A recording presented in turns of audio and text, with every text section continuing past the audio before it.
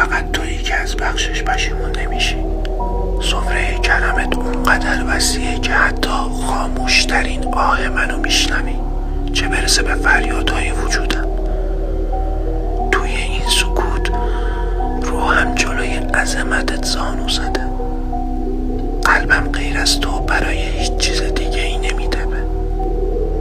ای معبود عشق و عظمت، بذار این نگاه آسمونی بهم درس بی نهایت بودن رو یاد بده. بذار مثل کوهی تو مسیرت محکم و مومن بمونم.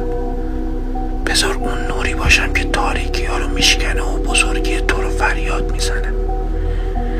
ای پناهگاه ابدی روحم، فقط تویی که میپرستم، فقط تویی که ازت یاری میخوام.